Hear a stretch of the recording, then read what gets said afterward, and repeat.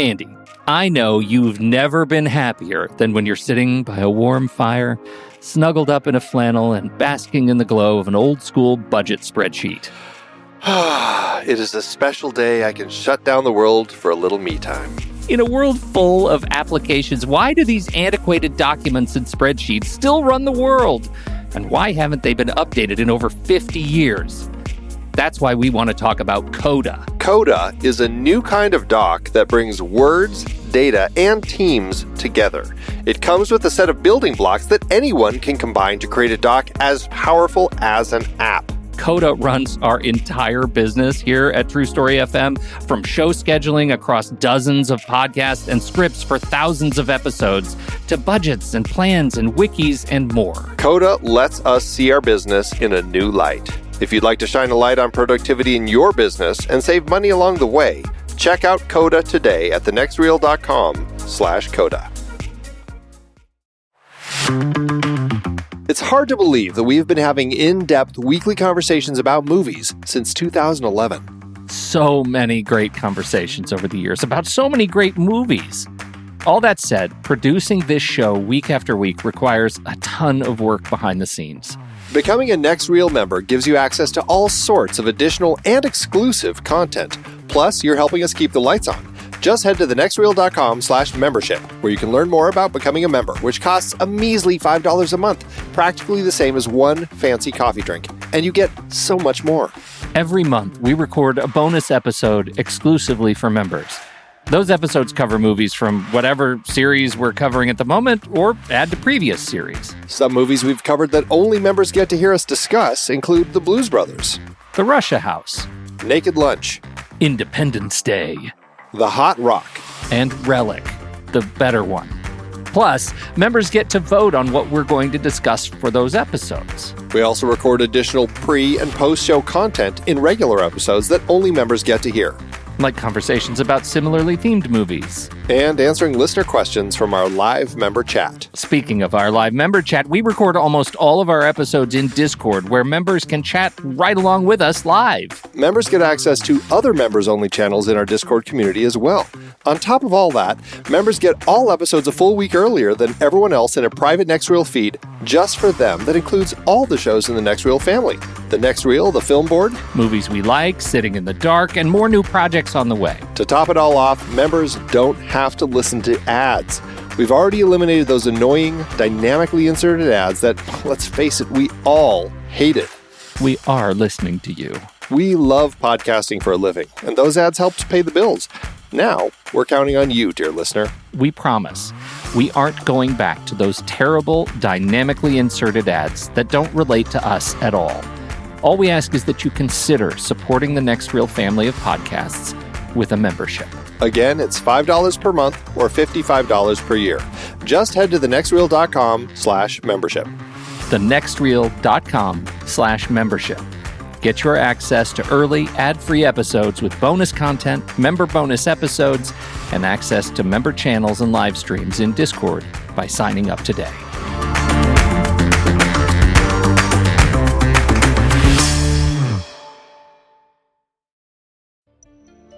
Hi, I'm Ray, one of the hosts of Silver Linings. I'm here to let you know that the following episode does not have the best audio quality.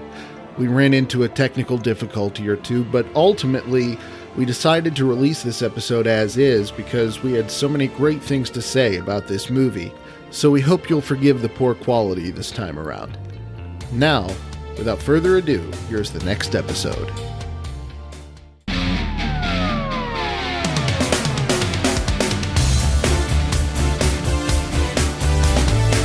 Welcome to Silver Linings, part of the Next Reel family of film podcasts on True Story FM.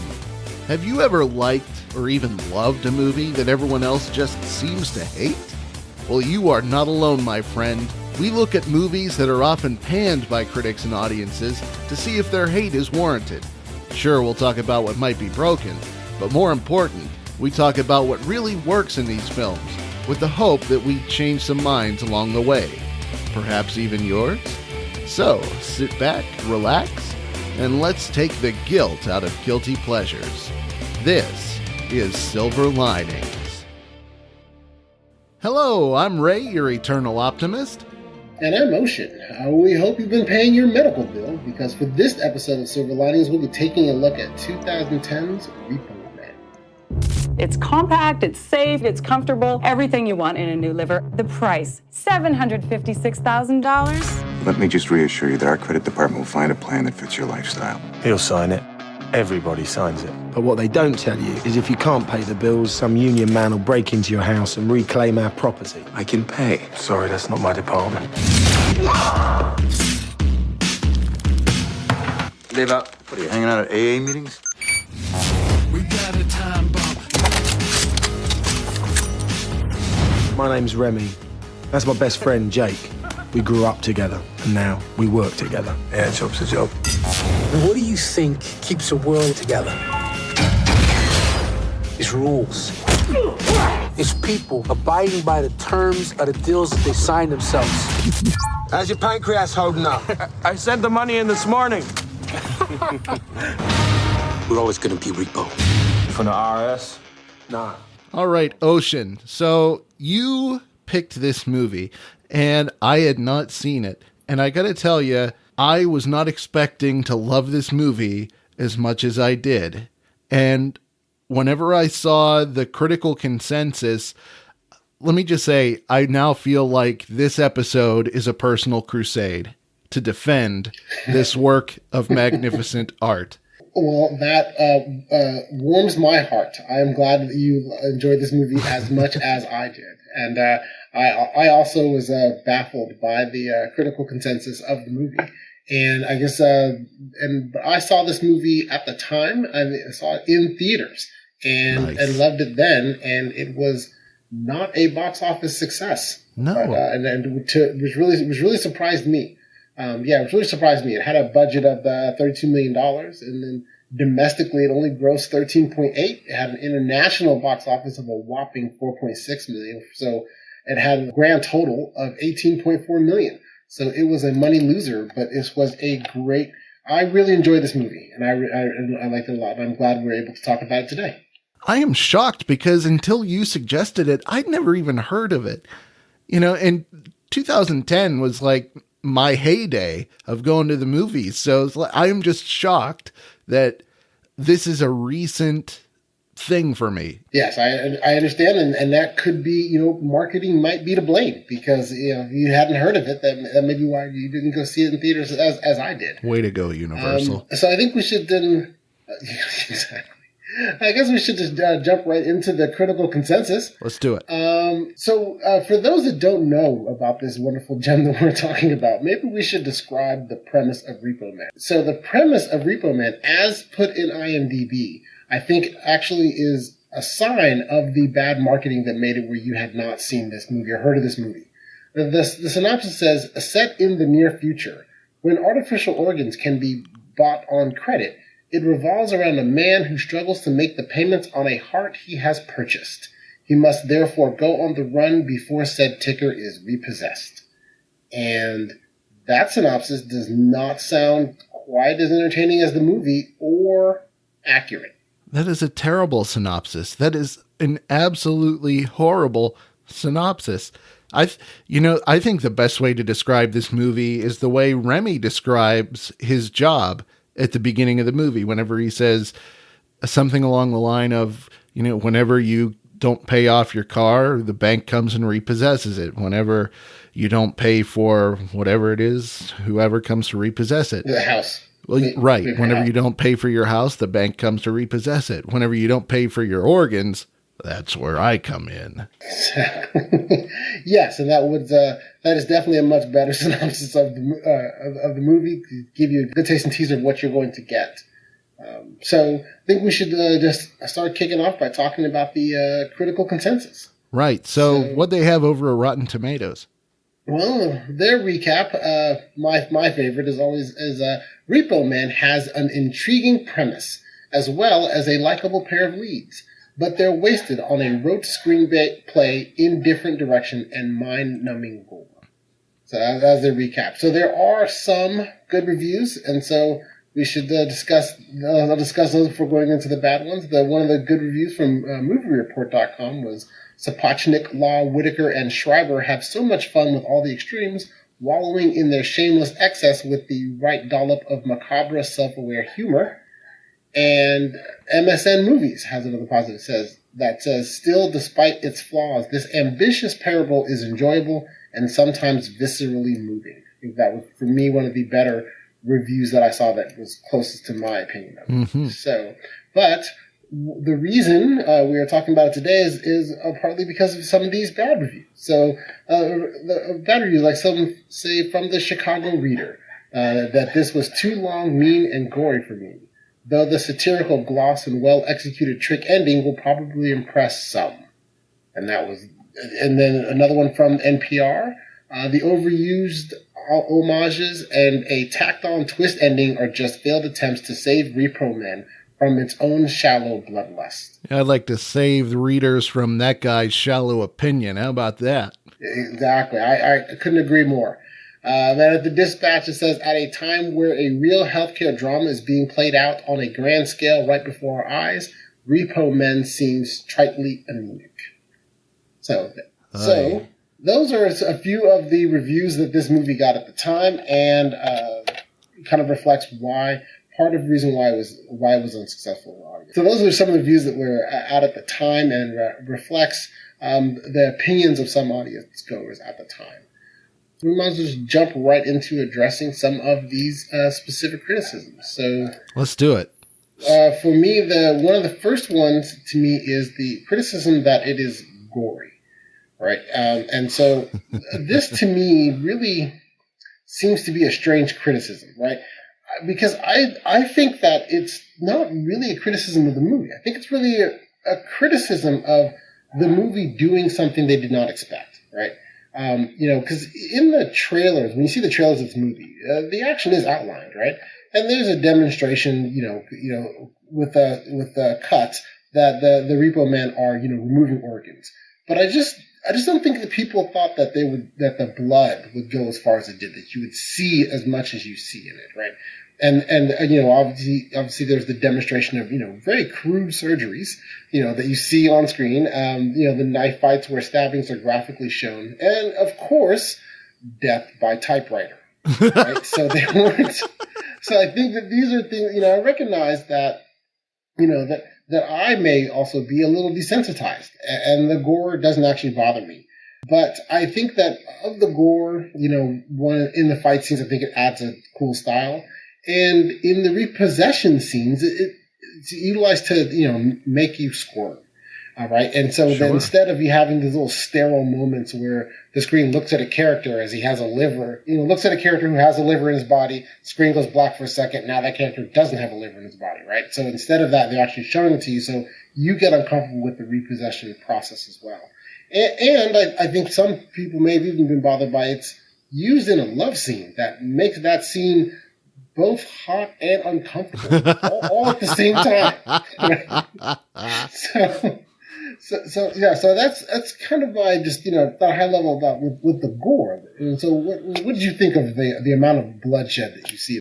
Well, you make a really good point. I was watching this movie with the director commentary, and whenever there's the scene where we see Remy wake up in the hospital after his accident with the defibrillator, and now he has an artificial heart, and then we see him, he doesn't want that at all because he knows exactly what's going to happen if he keeps it, and he leaves his hospital room, and as he's walking down the hall, he's pulling hoses out of his chest, and you see spurts of blood.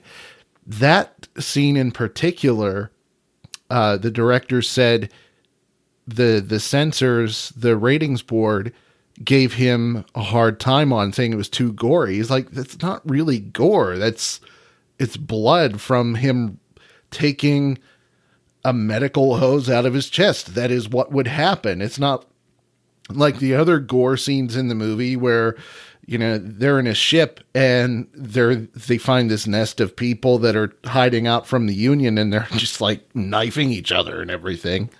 It's not like that. So, I mean, of all the scenes to point out as being quote unquote too gory, and I think that the fact that is one that was focused upon just goes to show where people's minds were in using this as a complaint about this movie.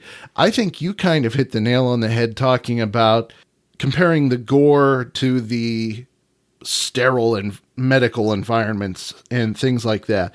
This movie is a messy endeavor. It's looking at some messy things and a messy morality, messy ethics.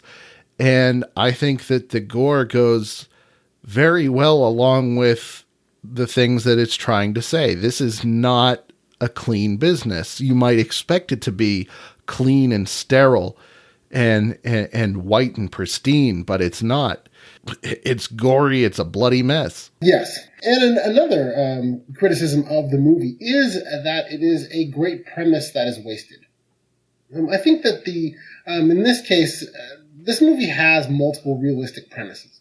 All right. Is it a story? What is the premise of this movie? Is it a story about believing you are a good person but working for the wrong side?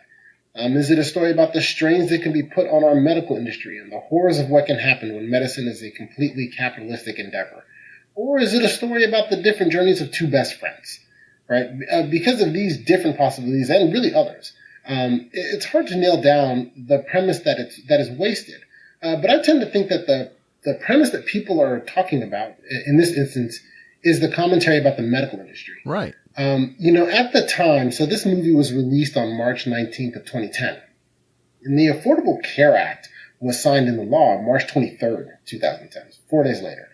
And so at this time, a lot of thought is going into our healthcare system, how it is, what would make it better, and how we want it to be. And so I think that some people may have come into this movie hoping that it would provide a commentary about the healthcare system. And something like, here's what would happen if we stayed on our current course, or, and here are some of the downsides of that state of medicine. And we're also going to say, here are some solutions of ways to that all that can be fixed and avoided altogether. Well, this movie gives you none of that, right? And so I think that what I think the main premise that people are disappointingly realize is that it's a story about a man who was working for a company that exploited people at their weakest point. Eventually, he is the one that is exploited. He then wants to fix this system. And at first, he wants to solve the problem universally, but then, selfishly just fixes it for himself and his new girlfriend, right? So it's giving you, it's still an entertaining and driving story, but it's not a grandiose premise about the medical industry as a whole. And I think, to me, that is maybe the premise people think are being wasted. I didn't think all the other premises to me seem to really be fine. That was exactly my thought too. I think that the fact that was a criticism, the fact that they think a premise was wasted, I think that this was not as on the nose as they were hoping or that they wanted it to be. And tough luck. I might go to the movies and, hope that the next Sylvester Stallone movie is going to be an on-the-nose satirical piece about President Trump or something. I don't know.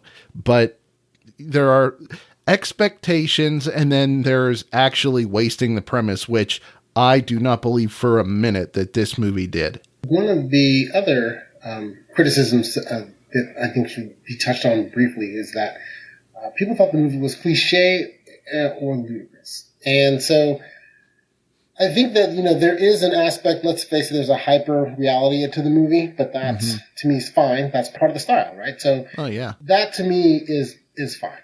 And then, here's an area where, like, if you ignore the details, right, at a high level, it can be a cliche story where you can be like, our hero starts out as a man who does a job and follows those orders blindly. He's obsessed by the job so much that it disrupts his home life and loses his family. He's exploited by his company, now realizes he's been working for the wrong side. He fights back against the system and wins, right? So if you zoom out, you can take that away from this movie. But I think at that point, you're really denying yourself what this movie is really doing and all the little nuances of what each of those high-level points means, right? His devotion to his job and what it means about him as a person. Right, where he's not only just doing the job for money, but he recognizes throughout the course of the film that what your job is part of who you are. It's not just what you do, right? And that he recognized that that's part of, and from that realization that when he decides, he gets to the point where he's going to change his job, he's not just changing changing his employment or changing what he does. He's trying to work to change who he is, right? And that's only one aspect of the many different points of it, where I think that this is not just your regular cliched story, even though at a 10,000-foot view, it can look the same as anything else. Right. Totally grant you that there are some cliches here. Whenever I watch this movie, whenever I watch movies that I'm unfamiliar with, like was the case with Repo Men, I like to go in as blind as I can. I don't watch the trailer. I don't read too much about it. And even going into this movie blind, whenever it started and I saw what Jude Law's character was, he was a repo man for the union, I totally foresaw the fact that this was going to turn around on him and that this was going to be a case of the hunter becoming the hunted, so to speak. That what part was a bit cliche, but I pose to you this: is cliche always bad? No. It's, for one thing, it's going to be hard not to have cliches in any movie you do, but this is a genre picture. This is a futuristic sci-fi picture, and you're going to see some of these cliches, and it's an action movie. Is it ludicrous? Yes. And you know what I love? The movie pokes fun at the over-the-top nature of the repoing in this movie. One of my favorite parts in this entire movie, and it was like a very gleeful moment for me, was whenever they're in Jake's apartment and they're watching TV and the movie Monty Python's The Meaning of Life comes on. And it's the skit from that movie where the liver donor people come to extract a liver from a living guy. They cut him open. Have you ever seen that movie, Monty Python's The Meaning of Life? I haven't seen the movie, but I did recognize that the skit on the television was really on the nose. That movie is great. And the skit is just over the top ridiculousness. It's these two guys from the health field that come and say, hey, we need your liver. And they cut the guy open and take his liver out, and he's screaming, and it's ridiculous. And just the fact that they put that in there is saying, hey, they're self-aware. We know what we're doing. We know that we're a little over the top, but we have a statement to make as well. Yes, I agree. I also find that for me, with the turn, just addressing that part of it as well, when he turns from, his wife wants him to go into sales and stop being a repo man, and then he's not able to successfully do that, and he has an accident that befalls him where then he becomes a patient and has the artificial organ put in him. I think that for me, the slight difference or twist to me with that was, even though the turn was expected, to me it was interesting that it was a process that was done to him. Mm-hmm. Right. A lot of times when I think of movies where that turn happens, it's more of a, that the eyes of the hero when he turns are open because, either things aren't the way he thought they were, or he has evolved and changed in his thinking. Where really with Remy in this, his turn comes because he, without any, knowledge or asking to, has one of these devices placed in him. And so basically it's like, you would have died without this. That was an option. But so you could live, here's your heart, and here's your, $800,000 bill. Right. And I think that was, that's a slightly different way to get to that same point, but it does definitely get you to that same turn. Totally. So we've taken a look at the criticisms that this movie has received, and for the most part, if not completely, they aren't really warranted in our eyes. So let's take a look at what is good about this movie. What works? Easy place to start really is in the beginning. The opening sequence works, I think, on multiple levels. The opening sequence is, really we're seeing a repossession scene. And so I think great. one of the benefits of the opening sequence is, I think one of the benefits of that is, let's say you haven't seen the trailers or you're not super familiar with this movie, you actually are going in blind, right? Because really what you see is two people that have been out on a date and they're going to come home and then they're feeling amorous and they're about to hook up. And Remy, Jude Law, who plays Remy, is our star, is standing in the man's living room and, says, basically the guy, he says he's from the union. The other character who, right, actually at this point we don't know anybody's names, but the other character who is not the star, says, hey, I can pay. And then Remy goes, well, that's not my department. And then shoots him with a stun gun, right? To then knock him out, right? And then at that point, so it seems to be that, so far then, especially if you're coming in blind, well, and then the woman starts to kind of hit and attack Remy to say, stop, get away There's from me. no need for violence, miss. There's no need for violence, right? Yeah. So he has a great line with that. There's no need for violence, ma'am, ow. And then he has to stun her to get her to stop hitting him. Right. And you still really don't fully know what's going on. And then he says, the lines of, hey, I'm supposed to ask if you want an ambulance. And at that point, you're like, oh, well, whatever is going on is bad for the guy on the floor. And then the movie proceeds to have an operation. Mm-hmm. Right. He, has a scalpel, cuts him open. It introduces you to the amount of gore and blood that you're about to see in this movie. And then, it takes out his fake liver and then, puts it in a Ziploc bag. Or not a Ziploc bag, what is it? A freeze, those freezer bags things, that compresses, takes all the air out of it, puts it in the box and drives off, and then gives that wonderful opening that you mentioned before to describe what he does. And meanwhile, he's doing this while listening to Rosemary Clooney. Exactly. Rosemary Clooney's Sway is a great, yes, which is a very entertaining and upbeat song. So yeah, it is the most upbeat extraction of a man's liver who will eventually die soundtrack that you will ever hear. So that opening, I think, to me, worked on the multiple levels of not only showing you what type of style of movie you're going to see, kind of what sets the tone of the movie, and in a really short amount of time gives you enough information to say, okay, I understand my main character and the world we're living in, so let's see where the story goes from here. Totally. That is an excellent opening sequence to a movie. And as somebody that, again, did come into this movie blind, I loved just going on the ride of this opening sequence, because I'm like, what is going on here? What are they doing? And then he comes out of the shadows, completely takes me off guard and says he's from the Union. Like, what is that? So yeah, terrific opening sequence. Like you said, really sets up the movie well. One of the better opening sequences of films in general, I think. Yes, I enjoyed that a lot. But I guess another thing to also discuss is the movie as a whole, as far as other parts are good about it, about the moral or ethical examination of what is going on in this movie. Oh, totally. To me, this is what this movie is all about.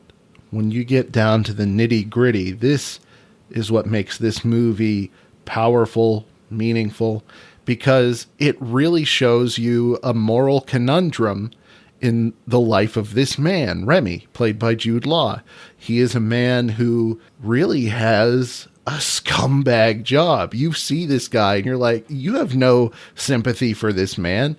He's working for a company that is offering people something that they need to live, but really taking advantage of them by making them pay through the nose, knowing that most, if not all of these people are eventually not going to be able to keep up with the payments and therefore are going to have to be repossessed and ultimately die because they cannot live without that organ.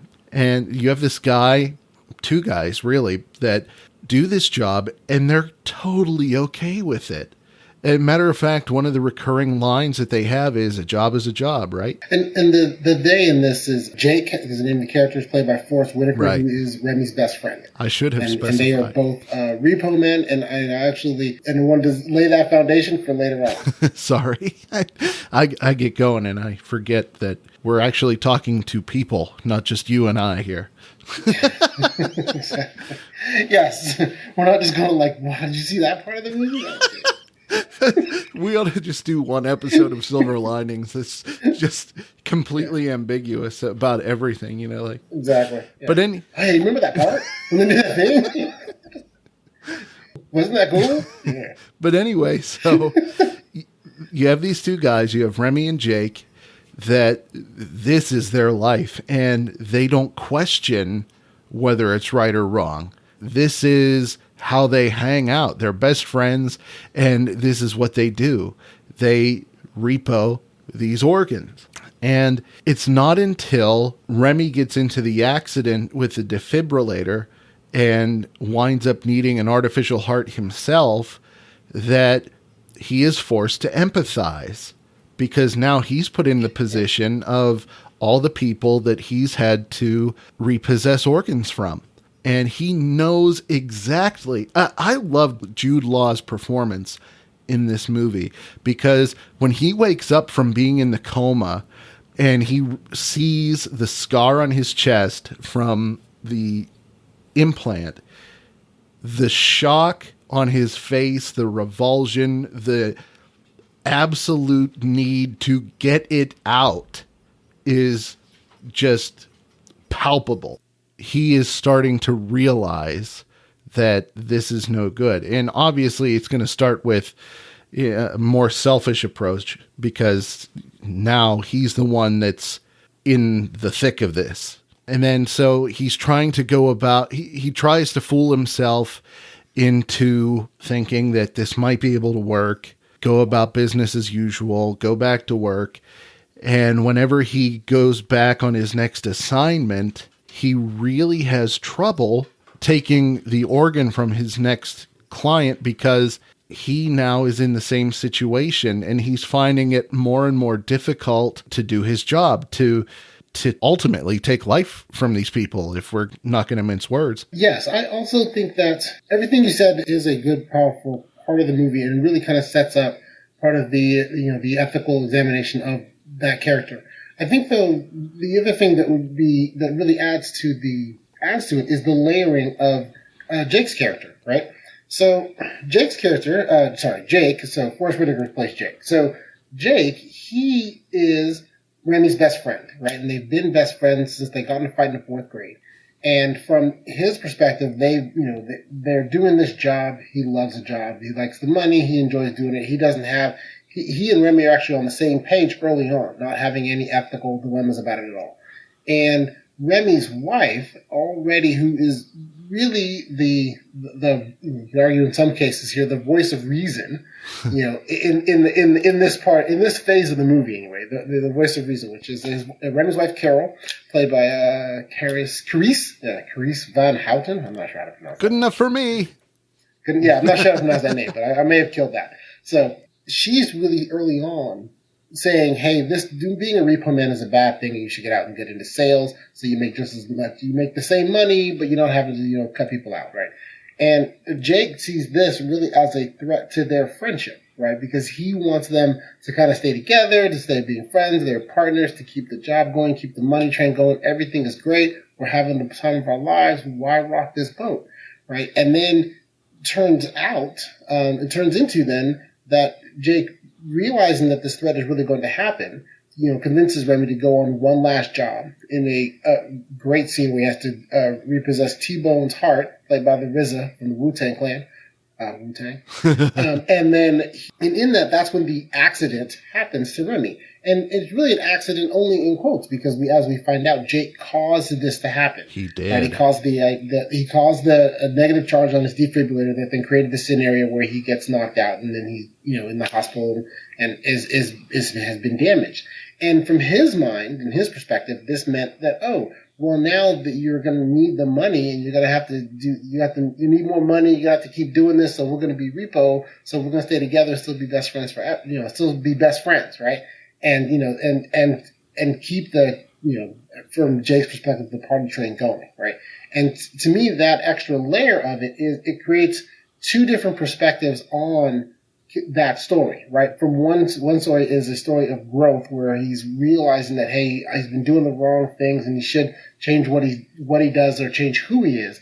And his friend, who is like, well, no, this is the right thing to do. Everything should keep going the way it is. And I want to hang on to this so much that I'm willing to hurt you in order to keep you here with me. That is that's the thing. The moral and ethical dilemmas in this movie, there's not just one. Each character is dealing with one, at least one. And at least, yeah. Right. And Forrest Whitaker, I really, really love each character's arc in this movie, because Forrest Whitaker, he's been living the dream basically with his best friend for all these years. And it's like he senses that the dream is going to die. It's going to fade away, and he doesn't want that to happen. And it's like, you think to yourself, what would you do to just be able to keep living the life you love to live? Exactly. It's hard to say that you would make the right decision. He makes a really wrong decision in that he hurts he causes his friend to need a new heart. Right. But even then, you could even though when you find that out later in the movie that he was the cause of that, the intent wasn't that the damage would be that bad. Right. And so he has some compass in there where he's like, I didn't really want to damage you as bad as you got damaged. I just wanted you to stay repo, right? And so you're not cut out for sales. Come on. Exactly. I think they even say repo for life in there somewhere in there, like it's a gang membership or something. But that's what they were going to do. They need to get matching tattoos. Right? They do. So one of the things though that I think are less fraught with the ethical situations of things, and I don't know what you thought of their arc was. Beth's arc, the Alice Braga, where she's you first introduced to her as a singer in a lounge, and she's just she's singing, I think it was Cry Me a River. And it's not the Justin Timberlake version, which disappointed me, even though the Justin Timberlake version, I think, came out a few years back. Exactly. But I digress. She's singing that song, and then time passes and everything. But once Remy then now has his artificial heart and has decided that he is, basically not going to pay, he can no longer stomach doing his job of repossession. He's not cut out for sales. He doesn't know what he's going to do. He just knows that he has a 90-day window before a Repo Man comes to try to take his heart from him.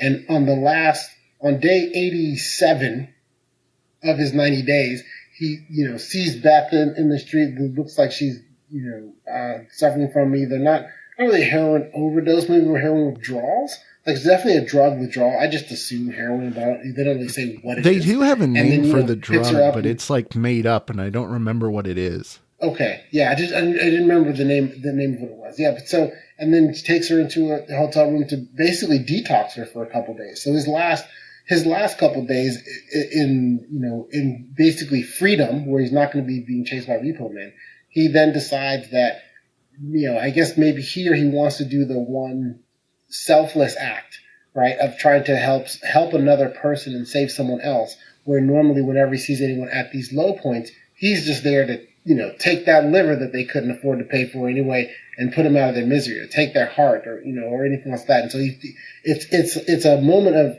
she becomes a vehicle for him as a moment of redemption, and that and he's able to then really kind of refocus his life on a different task, not because it helps himself, but because he realized that he felt a lot of benefit for him personally by helping someone else. Right. And it's interesting that it's her, because Beth is a really interesting character, because I think everybody knows somebody like Beth. If not personally, I think at least has seen somebody like Beth, because for one thing, she's a drug addict, and she is having issues with drug addiction that have led to numerous organ transplants.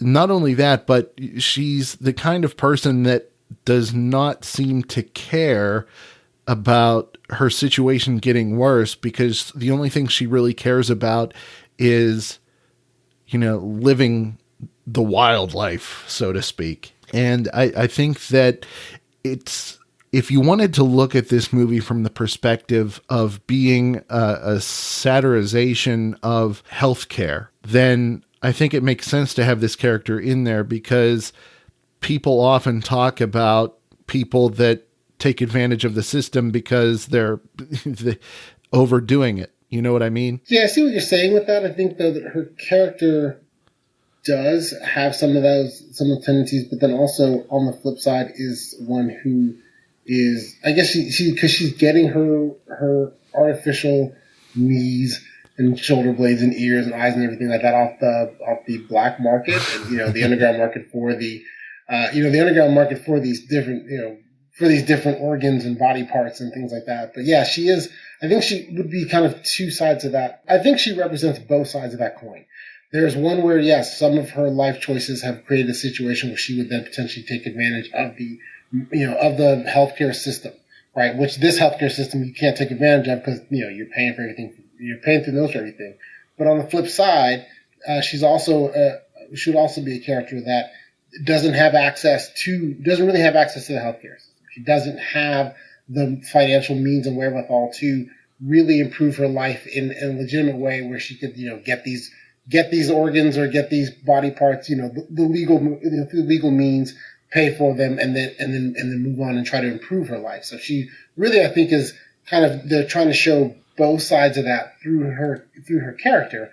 And let's face it, she's sweet, right? And so then it becomes a thing of where no matter which way you think about her personality comes across, and then honestly, Alice Braga's performance of it comes across where she's a very sweet, likable person, whether or not you have any issues with her life choices. Yeah, she does. I mean, there isn't an actor in this movie that doesn't play their role well, and she does very well in the role of Beth.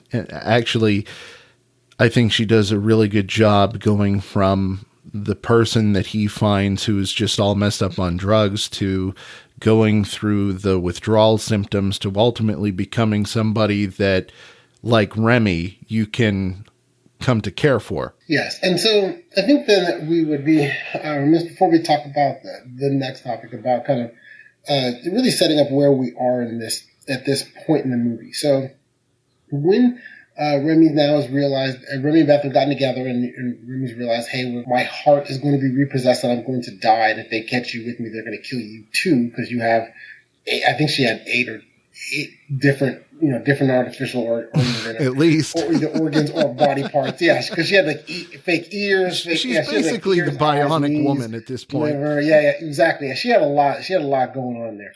And so, and then they decided that the way he feels then that he is now going to leverage his knowledge of the system, or at least attempt to, in order to evade Repo Men and then eventually escape, right? And be able to, he goes back to, goes back to his office to get jammers, these little jammers that people can hold so that you won't register on a Repo Men's scanner that you have, artificial body parts. Mm-hmm. And so then they're going to escape and go, going via plane, which as Beth, says, well, that never works.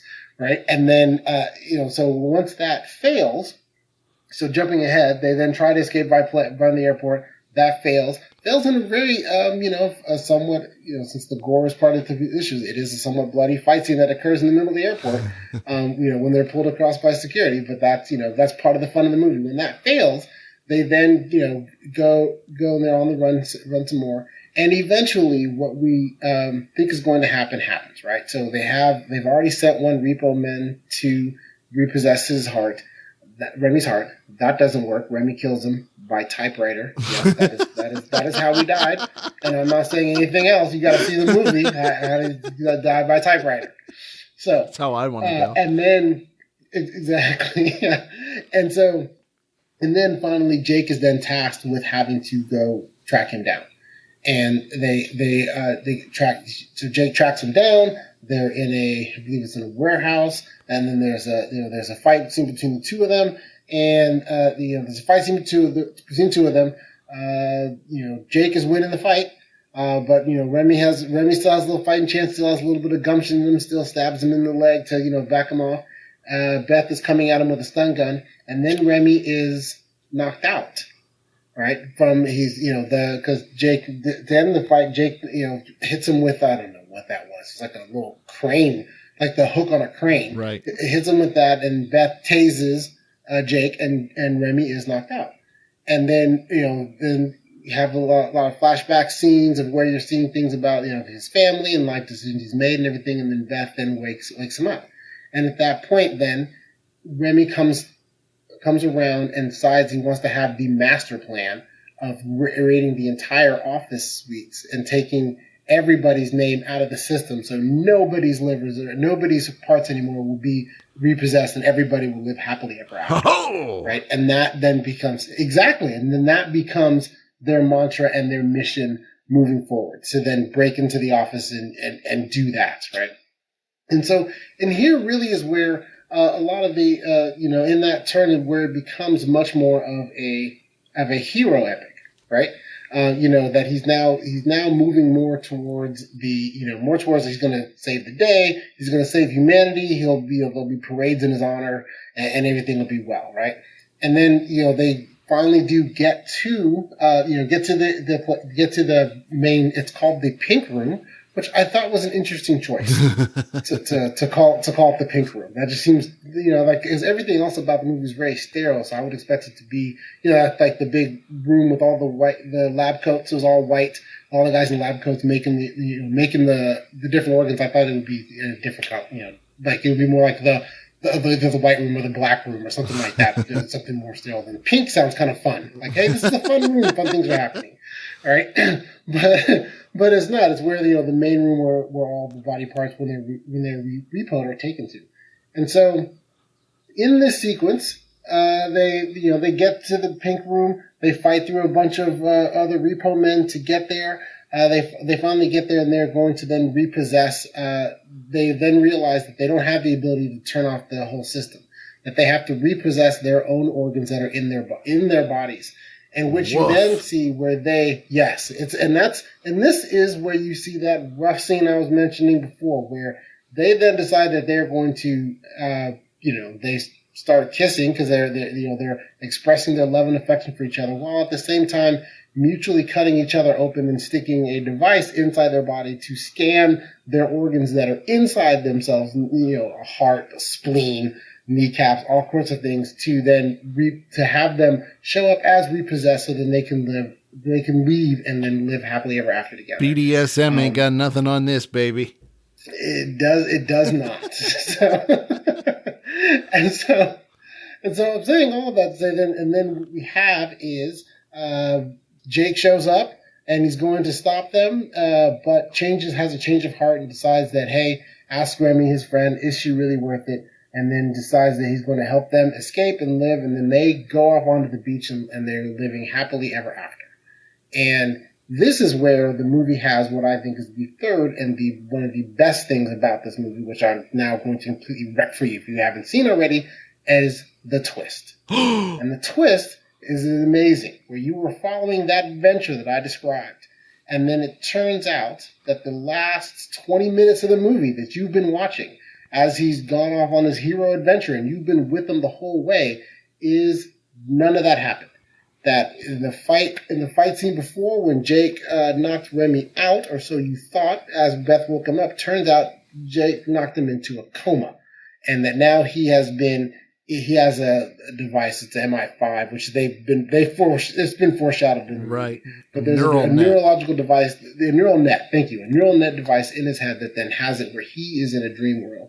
And this story that has gone through is the dream world. And so I think that to me was, at least for me when I saw it the first time, was a visceral, almost like a gut punch reaction, like, oh my goodness, none of that was real, right? And how, yeah, right. So it was amazing to me that it was fake, that none of that had really happened, and that it basically, when we went on this nice adventure, he was just laying on the floor. And so I think that the breaking down kind of why the twist is surprising, it works, right? So when it first happens, okay, you think that Jake just hit him with the crane, And then, Beth shot Jake with the stun gun, and they woke up and everything is fine, right? And so the thing is, though, from here on, and I think why it works in the movie in real time is that when you see that in that piece in the movie, from then on, all the other characters start acting the way you think they should act, right? Remy's wife is now become more supportive and brings his son, and they have a hug and a nice exchange, and he gives him his memoirs that he's been working with.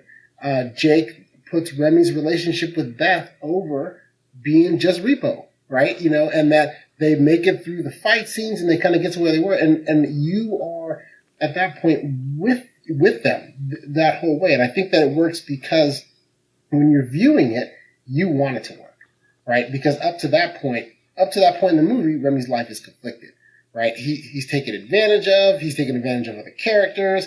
Everything about it is complicated. You're not really sure where you really kind of stand on him or a lot of the other characters. But I think that it really then hits home and becomes more powerful because the twist will hit you more because once they starts going off into the dream world, well, now everybody's acting the way you expect or the way you would want them to be. And the movie seems like to be a much more fun, entertaining thing. And you're like, hey, we're going to go on this hero story. And then you're hit with the punch of, oh, he's in a coma the whole time and that's it. Man, what an ending. And as you were explaining this, I just kept thinking back to that one criticism where somebody said tacked on twist ending. Like, how does that feel tacked on?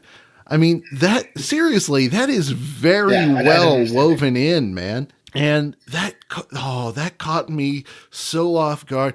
I had a huge WTF jaw on the floor moment, man, whenever it turns out that this was not real. I mean, oh, wow. And going back to the moral and ethical examination of Jake, that just goes to, show you more about him. Did he really do right by Remy whenever he messed with the defibrillator?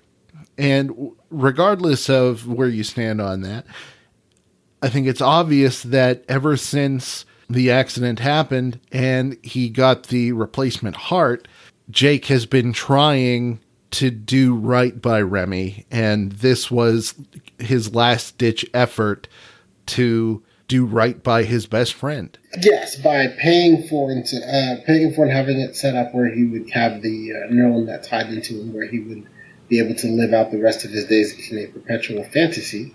I think that the other half, or maybe not half, probably just a third of what I thought made that twist work on multiple levels was that you then come to realize that Jake, who you thought was weird in the beginning of the movie because he was a little too taking people's organs, and then as the movie progressed, he's basically becoming the bad guy, right? And so you're rooting against him the whole way. You're rooting against him, and he's the bad guy, and you don't like him. And then at the end, you'll find out that, while you may not agree at all with the decisions or choices the character made, he was making choices because he wanted his friend, and he wanted his friend to be happy. And when he realized that it had come to this, where by puts him in a coma, makes it where his friends can't, is either going to be laying in this vegetative state, he can then find one last way to make him happy. Another layer of that too, which you can think about as well, is since these are skilled killers, was that part of his goal? Was to only put him in a coma or something, or damage him to that level, and not kill him, because he could have killed him. He could have killed him, then put him out of his misery and taken the heart out, right? But by putting him in a coma, it does create a scenario of he is still alive, he's in this dream state, and you never know, maybe medical advances in the future fix him and he can get his friend back, right? But he's created kind of this weird, almost like a fantasy world of at least my best friend is happy, and maybe eventually he'll come out of this and we can, hang out and, be friends again. But either way, I don't want him to suffer at any point through this, even though most of what happened at this point to him is my fault. Oh, man. And one of the parts of that end sequence that really stands out to me, that really kind of shocked me, to be honest, was whenever they're in that final room, Remy's cornered by Jake and by Frank, played by Liev Schreiber. Frank is their boss. And right. Great performance. And just as, it looks like it's curtains for Remy, and then all of a sudden, Jake turns and stabs Frank in the throat. That was, oh man, that was crazy to me. And it just made me wonder because obviously it didn't happen. That was part of the illusion within the neural net. But it just made me wonder, what is the relationship now in the real world between Jake and Frank? Because I think that Jake, while he's not like over to Remy's side, where Remy was basically ready to start a revolution and free all these people that had past due organs, I think that Jake does have a certain empathy or sympathy. I think Jake has a certain sympathy towards these people now because of his friend having gone through it and having taken all these steps to try to make things easier on Remy. Does that make sense? It does. I hope you're right, but I think that Jake's empathy and sympathy was specific, right? Because even when you see Remy, they're lifting Remy and taking him away, they tell him, hey, they're looking at Beth. There's other people looking at Beth saying, hey, this woman's still alive. And he's like, oh, I'll take care of her in a minute, right? That's true. Like he was still business as usual. It was a specific tone of, for this man who is my best friend, I will do whatever I can to help him not suffer, right? And so I think that's really where his fantasy character and real character came in line, right? Because there are multiple parts, and I think that's, honestly, part of what I think is great about the twist. When you watch it a second time, there are multiple moments of where it's painfully obvious, right? And one of them is when you described, when Jake turns and says to Remy, hey, is she really worth it? And he says yes. And then he stabs Frank so they can all get away and be happily ever after living together on the island, right? That is such a departure from all the first half of the movie, right? Remy was trying to keep his wife and kid, and all he had to do was go into sales and do that, which he didn't want to, but he would have done it. And Jake stopped him from doing that. So that it's weird that with Jake, who would then think this woman that he'd never met is worth more than Remy's wife and kid, who he has known, really, the kid his whole life, the wife for at least, I don't know, you got to figure they would have get married for at least a decade, right? Mm-hmm. And so, and his turn on that would be one of those areas where, one of many in the twist where you're like, wait a minute, this doesn't seem right?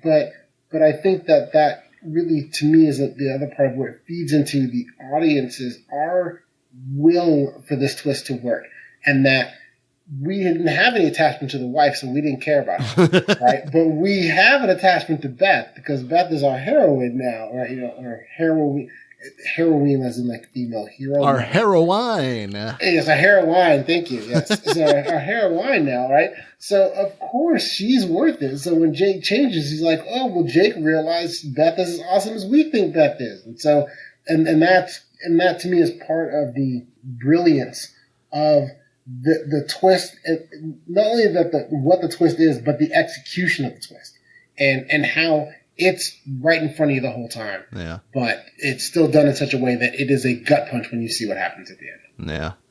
Yeah. You're right. Now that I think of it, Jake, he's pretty much in a position now where he is forced to just do nothing but work so that he can afford what he's doing for Remy. Yes, he'll definitely have to do a lot of that, but he loves his job. Right. So I don't think he views that as a down thing, and he has no other family. For Jake, Remy is his family. Yeah. And I think just to kind of put a this final point I want to make about this, with the twist and everything about it, is I think it is extremely well done, especially when after the fact we can spend just as much time talking about Remy as we can about Jake, and that it tells you two different stories in a very interesting, different way. Totally agreed. Totally agreed. Now that we've talked about at length what we like about this movie, what we find to be good about this movie, one of the last things we usually try to look at is what the filmmakers' goals were in making the movie and whether or not they were achieved. And in the case of this movie, it wasn't really spelled out specifically anywhere what the aims of the filmmakers were, at least that I saw. But there was a novel called Repossession Mambo by Eric Garcia, which was the basis for this movie. And actually, Eric Garcia was one of the two writers for this movie. So he had a great deal to do with the making of this movie. And between... He made fun of the title of his own book. Right? Sorry. So between Eric Garcia and Garrett Lerner, who was the other writer, and then also Miguel Sapochnik, the director, really, I think their only actual big goal was to make a good screen adaptation of this novel. And while I haven't read the novel, I can say that I think that they achieved their goal because Eric Garcia seems to think that it was worthy, if you want to use that word. And obviously from the conversation that we've had, it's a really great movie, regardless of what some of these stinking critics say. Yes, absolutely. It is a great movie. We actually have glossed over significant portions of it, so that there's other things about this movie that are also great. I think that I agree with what you think the goals are there. For me, the goals, when I thought about it, I thought of filmmakers' goals as just to make a stylized action movie that subversively makes a small point about the American medical industry, right? Because there is some of that in there, and I think that last part a lot because of the timing. Because of how much of a focal point the medical industry was in the nation's consciousness at the time that this movie was released. I think that there's a little bit of that in there, and that's kind of how it got greenlit. But at the same time, I think that they made a really good, fun movie to watch. And so I believe that they really met both marks in that they provide an entertaining movie that you can just kind of go with and watch and have a fun time at the...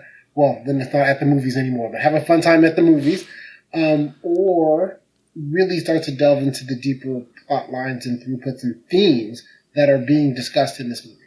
Yeah. So this brings us to our final evaluation here on Silver Linings. Does this film, Repo Men, deserve the bad rap that it gets? Hell no. Hell no! What is wrong with these people? Yeah, I have no idea. I love this movie. It is great. It is entertaining. It is entertaining on the first watch. It is entertaining on, I think I've seen it now 3 or 4 times. It's entertaining on rewatch. I find that I legitimately don't understand in this case why people didn't enjoy this movie. It blows my mind. I watched this movie and how is the score so low? I really cannot comprehend in my mind how that is. So I guess that brings us to our own rankings and ratings, as it were. What do you give this? I can go first. Mine. So on my flick chart page, I ranked it the number 71 out of 405 movies. And according to the flick chart algorithm, that says that I should give the movie 4 stars. And I think that it really is in line with what I think of the movie, right? It is definitely a 4-star with, and on Letterboxd it'd be 4-star with a heart.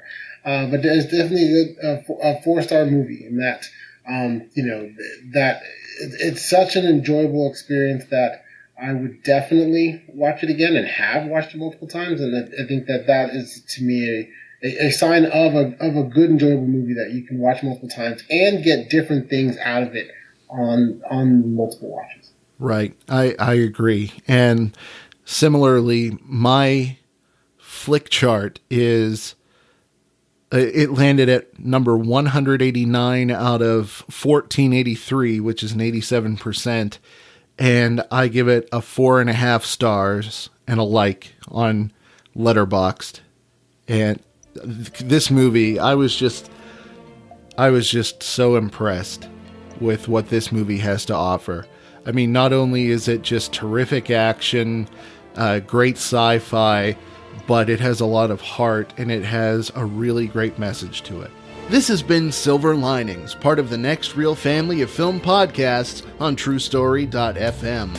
We hope you've enjoyed this episode and that we may have even inspired you to give this movie a second chance. If you'd like to get more involved with the Next Reel community, visit thenextreel.com/membership. For just $1 a month, you can become a one-reeler and join our online community in our Discord server. And for a few dollars more a month, become a two-reeler supporter and join us for show live streams as we record, early access to shows in your very own personal podcast feed, and access to the super secret member channels in Discord. Plus, you can now support with a single annual donation at either level.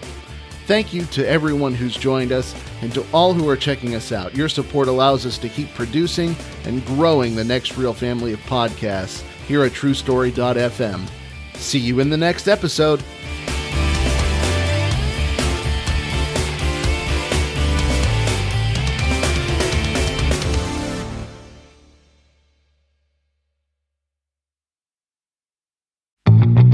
I love the conversations that so many of our hosts have had on their shows.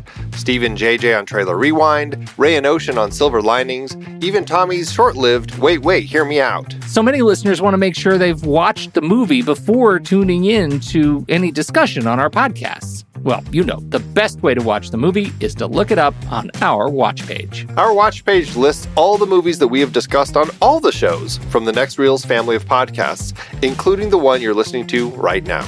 It's your one-stop shop for Apple and Amazon links where you can rent or buy the movie. Trailer Rewind movies like Raw, The Nice Guys, The Peanut Butter Falcon, or Free Fire. No, Wait, Hear Me Out movies like Josie and the Pussycats or Return of the Living Dead. Or Silver Linings movies like Repo Men, Daredevil, and The Wolfman. Plus, by using those links to rent or purchase movies, Apple and Amazon will show us a little bit of love, which allows you to support our family of shows with minimal effort. It's a great way to support the show and find something to watch. That's right. Head over to thenextreel.com/watch to pick out your next movie and start watching today.